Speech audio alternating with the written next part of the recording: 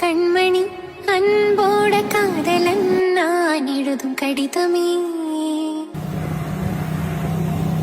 பொன்மணி உன் வீட்டில் சௌக்கியமா, நான் இங்க சௌக்கியமே.